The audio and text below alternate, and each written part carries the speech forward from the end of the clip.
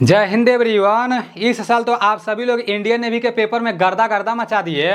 इससे पहले जब इंडियन नेवी का भर्ती कराया जाता था तो हमारे बहुत सारे दोस्तों को यही नहीं पता चल पाता था कि इंडियन नेवी का ऑनलाइन कब से चालू हुआ, ऑनलाइन का लास्ट डेट कौन सा दिन था और इंडियन नेवी का पेपर कब कराया गया, उसका रिजल्ट कब निकला और जिन लोग का सिलेक्शन होने वाला रहता था उन लोग का सिलेक्शन तक हो जाता था और बहुत सारे दोस्तों को उस भर्ती के बारे में पता ही नहीं चल पाता था। लेकिन इस साल ऐसा कुछ भी नहीं हुआ है। पहले क्या होता था, खास करके जिन लोगों का हाइट कम रहता था तो वो लोग इंडियन नेवी का तैयारी बहुत सीरियस होकर करते थे, क्योंकि उन लोगों को पता रहता था कि उन लोगों का हाइट कम है, वो लोग इंडियन आर्मी में भर्ती देखने जाएंगे तो हाइट में बाहर हो जाएंगे, तो वो लोग इंडियन नेवी का ही तैयारी करते थे। लेकिन इस साल जितने साथियों का हाइट अच्छा खासा रहता है, जो लोग इंडियन आर्मी का तैयारी करते हैं वो लोग भी बहुत सीरियस होकर इंडियन नेवी का तैयारी किए हैं। अभी इंडियन नेवी एसएसआर का पेपर 9 जुलाई से लेकर 11 जुलाई के बीच में था और इंडियन नेवी एमआर का पेपर जैसे 12 जुलाई से लेकर 15 जुलाई के बीच में था, ठीक है ना। तो अब आप लोगों के मन में ये चल रहा है कि ये जो पेपर हुआ है, जो पेपर कराया गया है, तो इसका रिजल्ट कब तक निकल सकता है। आप लोगों के मन में ये सारा जो डाउट चल रहा है ना, बहुत सारे दोस्त ऐसा कमेंट करके पूछ रहे हैं। और जो पेपर का लेवल है कैसा था, मैं आप लोगों को सारी चीजें इस वीडियो के माध्यम से बताने वाला हूं।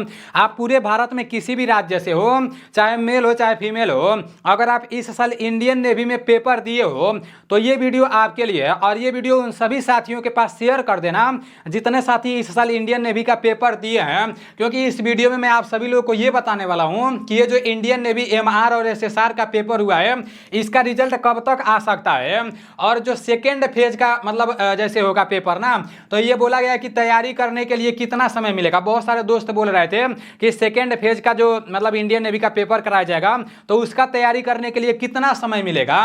और तीसरा एक डाउट है कि जो आपका सेकेंड स्टेज में पेपर कराया जाएगा तो उसमें सबसे पहले क्या होगा। मान लो पहला पेपर आप पास कर गए, जब दूसरा पेपर के लिए आपको बुलाया जाएगा तो सबसे पहले दौड़ कराया जाएगा या पेपर कराया जाएगा, ये भी डाउट काफी सारे लोगों के मन में चल रहा है।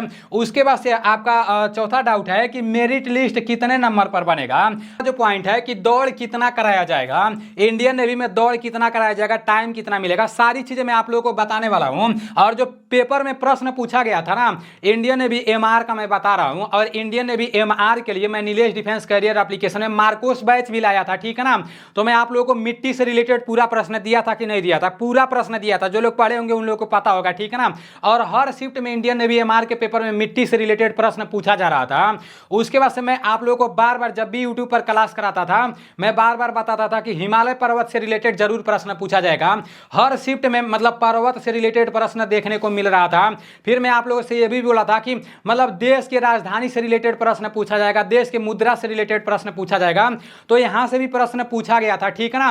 फिर उपनाम से रिलेटेड जैसे भारत का बुलबुल पूछ दिया गया था कि भारत का बुलबुल किसे कहा जाता है, थोड़ा सा प्रश्न को घुमा दिया था कि भारत का स्वर कोकिला किसे कहा जाता है, इसके जगह भारत का बुलबुल पूछ दिया था, ठीक है ना। तो इस टाइप के भी प्रश्न मतलब पूछे गए थे। तो मिला जुलाकर एमआर के पेपर में टोटल 50 प्रश्न थे ना, तो 50 प्रश्नों में से कम 20 से 25 प्रश्न ऐसे थे जो नॉर्मल प्रश्न थे, जो आप लोगों को पढ़ाया गया था। मेरे बैच में भी वो पूरा का पूरा प्रश्न मिला था और यूट्यूब पर भी मैं पूरा का पूरा प्रश्न कराया था। लेकिन कुछ ऐसे प्रश्न थे ना, मतलब जो प्रश्न थोड़ा सा मतलब अंदर से वो लोग पूछ दिए थे, थोड़ा सा मतलब डीपली पूछ दिए थे, तो उन प्रश्नों को मतलब बहुत कम ही लोग कर पाए। ऐसा नहीं कि आप नहीं कर पाए हो अगला बंदा कर दिया, ऐसा कुछ भी नहीं है मेरे भाई।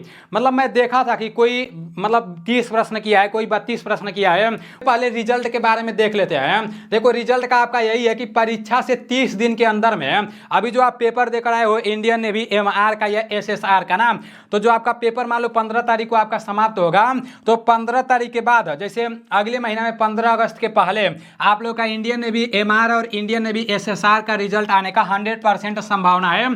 इससे पहले जब इंडियन नेवी का पेपर इससे पहले जितना बार भी इंडियन नेवी का पेपर कराया गया है तो मतलब 30 दिन के अंदर में इसका रिजल्ट निकाल दिया गया है फर्स्ट फेज का, ठीक है ना।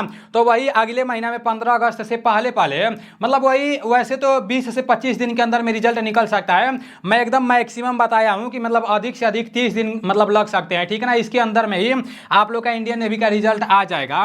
अब यहाँ पर आप लोग का है कि सेकेंड फेज का तैयारी करने के लिए कितना टाइम मिलेगा। तो सेकेंड फेज का तैयारी करने के लिए मतलब आपका 15 से 20 दिन का टाइम मिलेगा। जब पहला फेज का आप लोग का रिजल्ट आ जाएगा, उसमें लिस्ट में नाम आ जाएगा ना, तो 15 से 20 दिन का टाइम मिलेगा। उसी में आप लोगों को पेपर का भी तैयारी करना पड़ेगा, दौड़ का भी तैयारी करना पड़ेगा। अब बहुत सारे लोग सोच रहे हैं कि सेकेंड फेज में मतलब क्या क्या पूछा जाएगा, तो वो सारी चीजें मैं आप लोगों को बता रहा हूं। यहां पर आपका सेकेंड फेज में लिखा गया है कि सेकेंड फेज में सबसे पहले आपका दौड़ कराया जाएगा।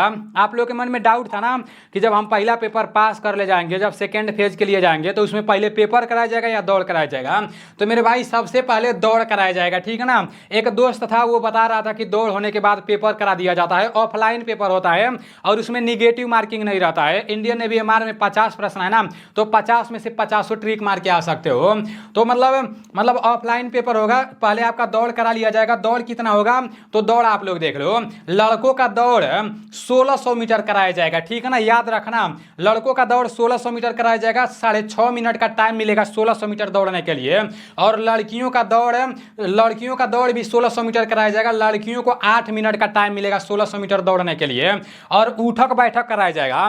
दौड़ होने के बाद लड़कों को 20 बार उठक बैठक कराया जाएगा, 15 को पुशअप मारना रहेगा लड़कों को, उसके बाद से सीटअप मारना रहेगा 15 को लड़कों को, ठीक है ना। और यहाँ फीमेल का दिया है, लड़कियों का दिया है कि 15 को उठक बैठक होगा दौड़ होने के बाद, फिर 10 को पुशअप होगा और उसके बाद से 10 को सीटअप होगा।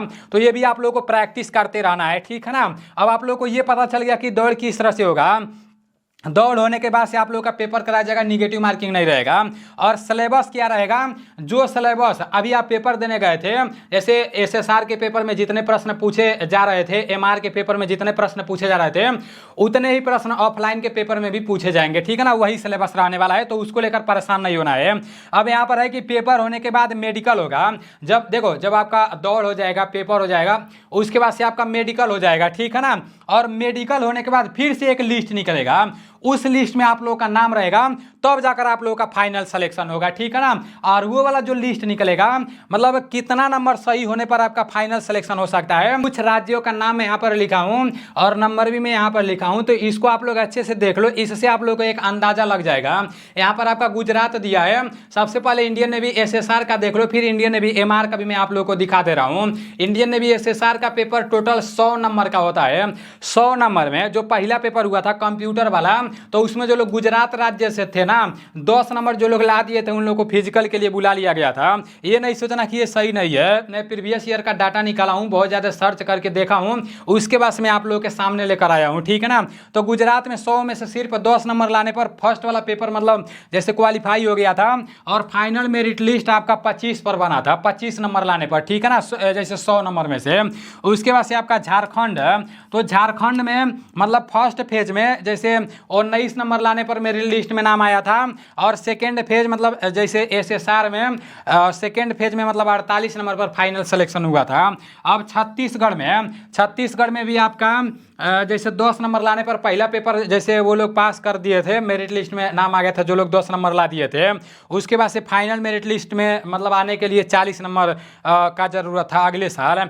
उसके बाद से फिर आपका यहाँ पर है कि वेस्ट बंगाल का भी 10 नंबर लाने पर आपका जैसे फर्स्ट वाला पेपर पास हो गया था, और आपका 39 नंबर सेकेंड फेज में बना था। उसके बाद से महाराष्ट्र का आपका फर्स्ट पेज का 13.25 था और सेकेंड का 41 था। फिर राजस्थान का 35 था फर्स्ट, देखो राजस्थान का कितना हाई गया है। एसएसआर में मतलब राजस्थान का फर्स्ट फेज वालों का 35 नंबर लाने पर मेरिट लिस्ट में नाम आया था, ठीक है ना। उसके बाद से जैसे सेकंड में आपका 52 नंबर आने पर फाइनल सिलेक्शन हुआ था। उसके बाद से फिर आपका आंध्र प्रदेश का फर्स्ट फेज के लिए 16.5 नंबर जरूरी था, और सेकंड फेज में जो फाइनल मेरिट लिस्ट था 40 नंबर जरूरी था। उत्तराखंड में 22.25 जरूरी था फर्स्ट फेज के लिए, और आपका फाइनल मेरिट लिस्ट 50 जरूरी था। तेलंगाना में सिर्फ 10 नंबर का जरूरी था, ठीक है ना, मतलब फर्स्ट फेज के लिए, और सेकंड के लिए आपका 37 नंबर चाहिए था।